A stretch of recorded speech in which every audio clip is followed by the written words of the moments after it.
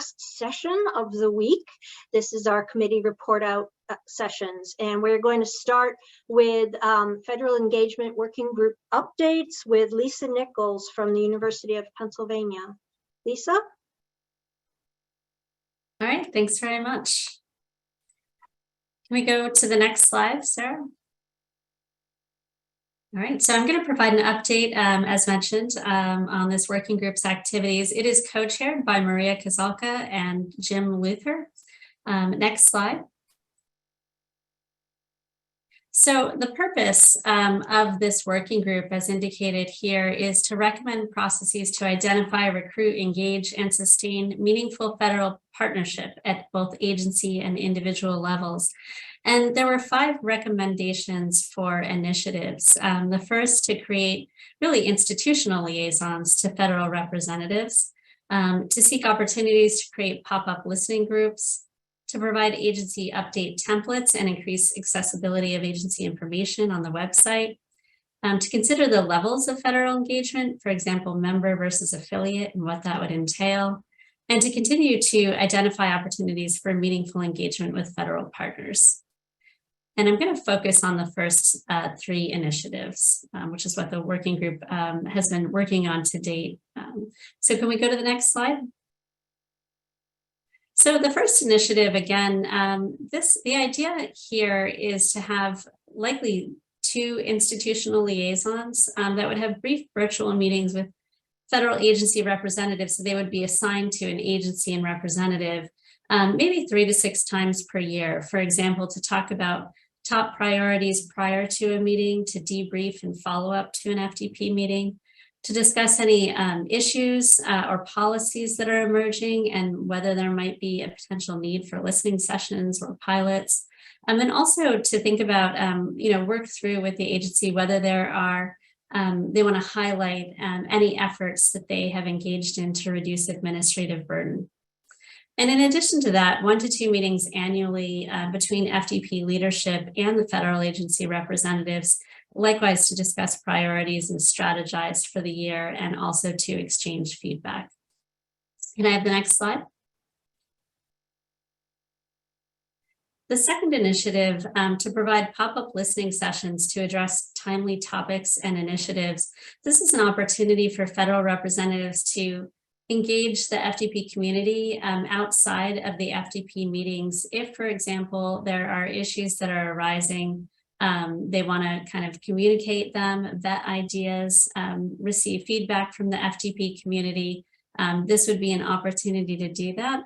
In addition, it would be an opportunity for the community to engage federal agency partners throughout the year if there are emerging issues of concern, in particular, there's consensus areas of interest. If there is a need for clarification, for example, on policy. So that would be another opportunity. And the hope here is that you can save time and reduce burden for all parties by having early conversations and maybe fewer conversations with a broader group of people rather than more individual and isolated discussions. And so we are developing a process for how these requests will be made and vetted. We've also drafted principles for engagement, so collegial exchange, mutual benefit and the like, streamlining administrative processes. And we also want to develop methods for communicating these opportunities broadly to federal partners as well as to the FDP community. Next slide. Initiative 3, providing agency update templates and increasing accessibility of agency information on the website. Really looking here to facilitate the presentation of information that's germane to the FDP community, be they faculty or administrators or technical staff. And so also to support presenters, through providing template slides, for example, and increase uniformity across agency presentations. And then again, how do we best find this information, relevant information that we're looking for from agencies on the FDP website. Next slide.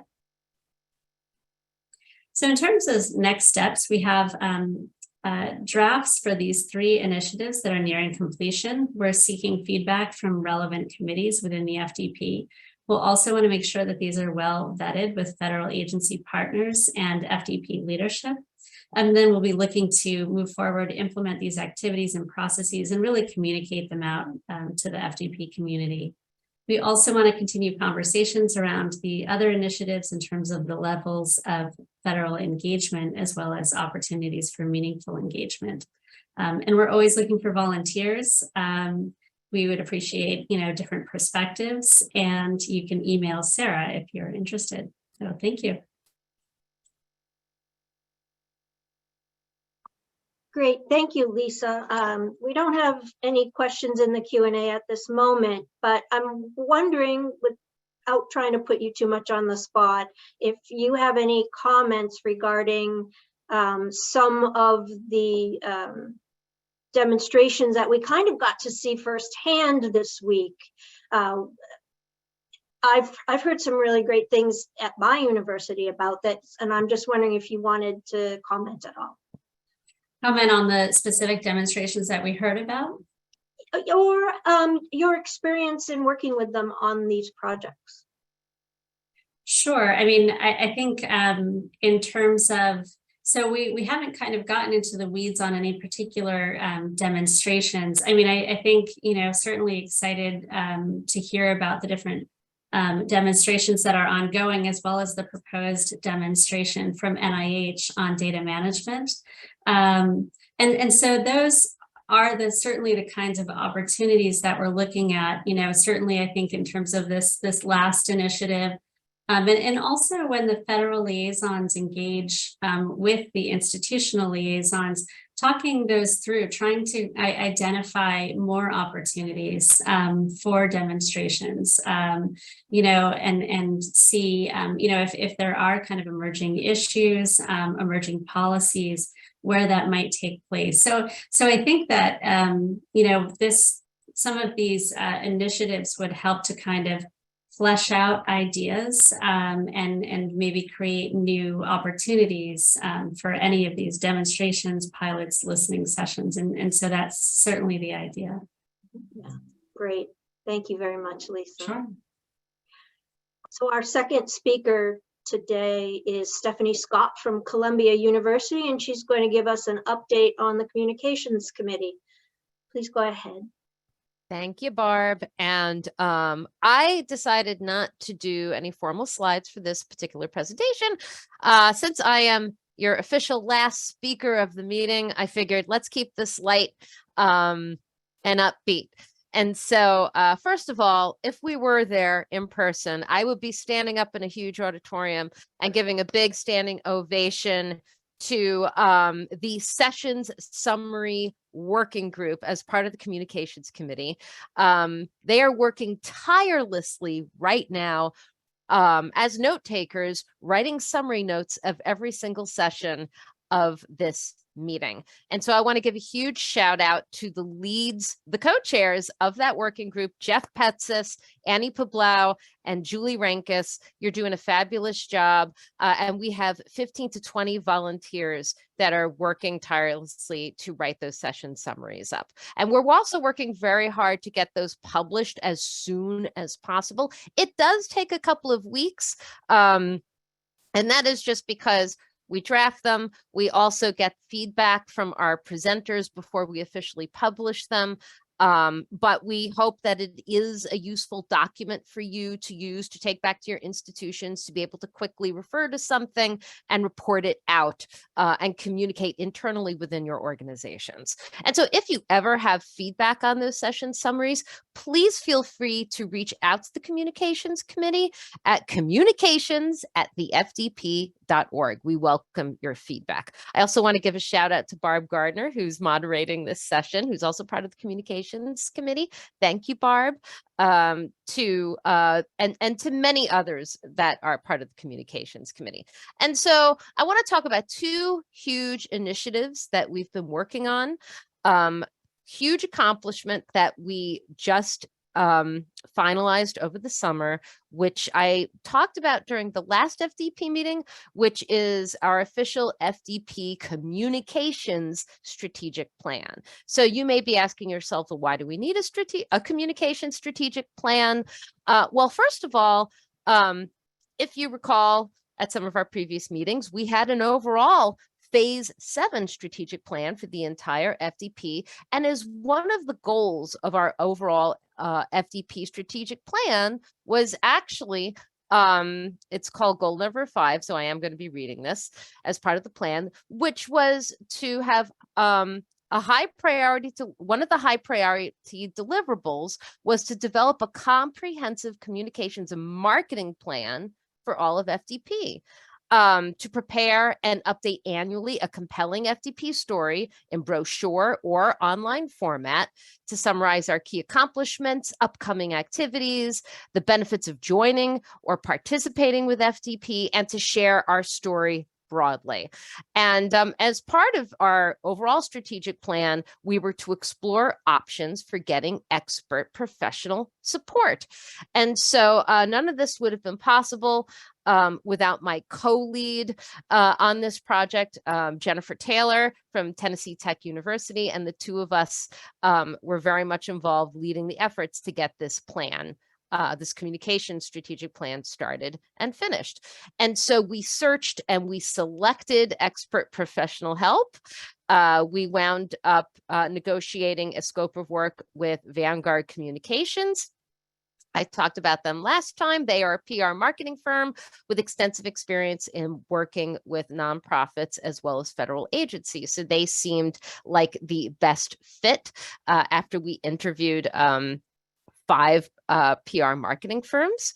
And we went through this entire process of developing a plan where we had 2 3-hour strategic meetings with stakeholders to help determine the direction and the strategies as part of this 2-year communications plan. They conducted virtual interviews. Vanguard Communications also attended our January meeting to witness firsthand what we were all about. And so we had some back and forth written drafts of the plan, and we finally completed it as of July 15th this summer. And so what's included in that plan? Basically, it gives an overall introduction of what the FDP is about with highlights, our communications goals and objectives. But some of the key things of the plan, and I do plan on putting this on our website any day now, is that we've identified 4 primary audiences of the FDP, the key message concepts for each of those 4 primary audiences. And then Vanguard came up with recommendations and strategies and tactics that we can take in order to communicate with our stakeholders. And so our 4 primary audiences are, and I wonder if you could guess who they are. It's our federal governmental agencies, our federal partners, those who are indeed members of the FDP, as well as other federal partners who can be critical strategic partners. It's our FDP member institutions, which include our administrative, technical, and faculty representatives, as well as others within our member institutions. FDP leaders and participants. So these are the individuals who are leading, co-chairing committees, subcommittees, working groups, as well as participating in working groups. And then, of course, the non-members. And so each of these 4 categories has very specific message concepts. And just to give you a taste of what is in this strategic plan and what the message concepts are. So for example, for our federal partners, the FDP provides federal agencies with opportunities to test things out, right? And collaboration with FDP provides unbiased, fact-based results to help federal agencies make policy or procedural decisions. And of course, I'm not going to read through all of our message concepts. Here's another one that I just love, for the non-members, and that is the whole research enterprise benefits from the work of the FDP, regardless of your membership status. And it's true. And so included in the strategic plan are strategies and tactics for getting these messages out. So that includes the materials that we develop, some recommendations, for example, of FAQs, a public-facing FAQ document, one-page fact sheets that the different audiences and the stakeholder groups can download, brief talking points for PowerPoint presentations, potentially a triannual newsletter to be issued after each of our meetings, the development of infographics. And as you can imagine, one of the big and most important things is our website, which I'm going to talk about in a minute. And I know people are chomping at the bit to hear me talk about changes to our website. But before I talk about that, let me talk a little bit about implementation and timeline. So right now that we have an official finalized communication strategic plan, which I presented to the executive committee over the summer, the members of the communications committee are currently looking at that. And we started having talks about what this means for the communications committee. We need to think about roles and responsibilities because certainly it's a lot of work. Who's going to do what? And it's an opportunity, I think, for the committee as a whole to sort of think through, reorganize, make some decisions about what we potentially need in order to implement the plan. So do we need to form some new working groups? Do we need to solicit some new participants, some volunteers? Do we need to think about what we need to outsource to Vanguard, to the PR marketing firm? Or what are some activities that FDP staff can take on? And currently that's Sarah, but as you know, we are currently looking for a new executive director. And so the clock is going to start once we do have that executive director in place, and so that we can flesh out some of these roles and responsibilities in order to implement the plan. And so that's a very high level overview of one of the biggest initiatives that just got finalized. And so I'm going to finalize my talk and round it out by talking about the FDP website. I know throughout the meeting this week, there were several references to our website where some committees, so for example, I know the contract subcommittee even has a working group where they're thinking through how they want to structure the content on the website to provide the information that's of most value to you. I know that there's some other initiatives taking a place that will rely on our website. For example, the subboard subcommittee will be utilizing our website for that new pilot project for the non-single audit entities. And so if you don't know what I'm talking about, certainly you'll read about it in the summary notes if you missed that session. But as you can imagine, redoing our website, which is now the plan, is a major, major project. And one thing I want to say is that when it comes to redesigning the website, the communications strategic plan drives the changes to the website. So think about it this way. Our website should be easy to navigate. It should be pretty. It should look good. It should address each of our 4 stakeholders that I just identified for you. And provide those message concepts that I was just reading off to you, as well as it to be functional. So currently our website, some of the things I've heard is that it can be a little difficult to find things that you need. It's not really optimized for the search engine optimization. So usually what happens is people come to our website directly rather than, potentially finding us on Google. And so we're doing a complete overhaul of our website, and those efforts are being led by Jamie Sprague of Cornell University and our very own Sarah Peterzak here at the FDP. And I couldn't do it without them. We're working closely with Vanguard Communications on developing a sitemap, web copy, so the actual words that are going to show up on the website pages, restructuring it so that it's easy to navigate. We're talking about having a members only section, so that we take a lot of these operational materials, such as forms that you need to complete for members that might be proposing a new working group or demonstration, onboarding materials. And so there are various things, operational things that we identified that will potentially go behind a firewall and a login, whereas other materials can certainly be public facing and available to everybody, such as our meeting notes and our videos, and our slide decks, as well as some of the demonstrations and the accomplishments of FDP that are available to everybody. For example, the FDP Expanded Clearinghouse. And so we're working through that. I want you to know that it's not just the three of us alone that are making decisions, but this is a very labor-intensive project where we will be coming back to certain committees and stakeholders and groups to ensure that we're making the right decisions. But we're very excited about it.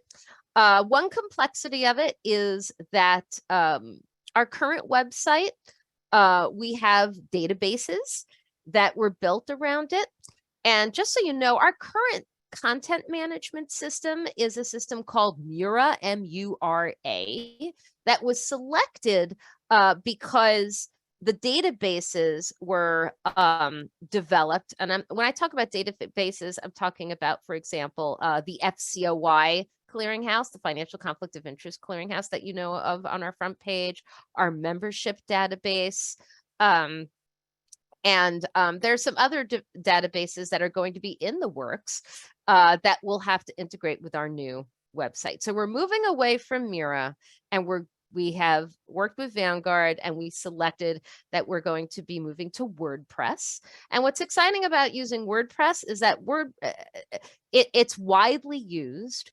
And so with the FDP and how complex we are, and especially with some of our databases, this should be more seamless going forward as we develop new databases and projects and demonstrations in the future to move to this new platform. And with WordPress, there are plugins, so basically additional add-ons that we can include in there for various aspects to meet FDP needs. And these are things that we're exploring right now as well, based on our needs. For example, we have a lot of documents that we rely on. Is it possible to get a WordPress plugin to help with managing and finding and sorting all of our documents, like a document library, or filtering and be able to tag and sort the materials that are currently on there, so it's easier for you to find what you need?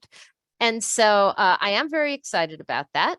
In terms of a timeline, we're hoping, we're hoping to get at least the shell of the database. Oh, I see a bunch of things in the chat that I haven't looked at yet. The shell of the website done by the end of this calendar year. That doesn't mean that on January 1st, we're flipping the switch and it goes live, but we're hoping to get the bulk of the work done by the end of this year. So that's really all that I wanted to talk about. So it was Barb. You were writing little notes as I was speaking. Thank goodness for you. You're very welcome. Do any of our participants have any questions for Stephanie? Well, if any come up in the next minute or so, we can certainly grab those. But I wanted to thank everybody for attending this session of our committee updates. And I'm now going to throw the baton to Alex. Thanks, Barbara. Hi, everybody. So this is our closing session, and we're actually going to let you out early, which I'm sure you're glad. It's been a long week, amazing sessions, packed full of information, a lot of follow-up for all of us. And so the first thing I want to do is just obviously thank Barbara as the chair of our program committee and all of the members of our program committee, because the program committee will start next week planning for the next meeting. And a lot of thought goes into it, and I think we came out with a really strong program. So thanks, Barb, and everybody else. And thank you, Sarah, and Amir for all the support, and especially Sarah, I'm sure you're so glad to stop reading the same intro slide. You probably don't even have to look at it anymore. So I just wanted to speaking of the meeting, we will be sending out a survey so that you can give us your feedback. And we always take everything you put in there into consideration when trying to plan the meetings to make it better for you. And we've updated it a little bit. So please make sure when you get that survey that you complete it so we get a full picture of all the goods, the bads, and the ugly. So and then I also want to bring up, while we're talking about meetings, I mentioned it in our opening, but don't forget that we have one more virtual meeting. It'll be in January, same to similar format. If you ever have ideas for sessions, please reach out to me or to Barbara or anybody, Sarah, Michelle. And so that will be mid to late January. I forget the exact dates, but it's 20 something. And then in May, we'll actually be getting together in person. And I'm really looking forward to it. It'll be the first time in 3 years by then. So mark your calendars for the May meeting. And again, by then, I think we'll have a good feel for how we're going to format that meeting and just whatever, we'll all be together. So I think that will be great. And in between the meetings, I just want to remind you, when you heard about all the things going on at FDP, I am impressed every day when I hear of the progress and the amount of energy and time that people put in and their skills and expertise contributing to FDP. The volunteers are amazing. Our participants are amazing. And so there was a lot of opportunities that I heard from each of the committees between we'll be looking for people to help with the NIH demonstration on the data that we talked about on Monday with Michelle Bowles. The contracts group has multiple working groups that I'm sure need help, especially with rolling out some of the systems and the tools. And that goes for subs as well as research compliance. So I'm just trying to say that we do have, we sent out a call for volunteers, and as soon as that gets there, it ages and there's new things. So that if you heard anything new that's out there that you are excited about and have some time or energy to put in, to please reach out to us, because we're always looking for volunteers, and the work continues in between each of our meetings. So as soon as we can get the volunteers, we'll put you to work. Don't worry about that. And then I really just want to say thank you for coming, and don't forget that we have the job description open for the executive director. We're at our final stages of collecting our materials, and then we're hoping to start moving through on the process. But again, it's on our front page. You'll see the meeting schedule. You'll see the executive director posting, and you can reach out to us if you have any questions about any of that.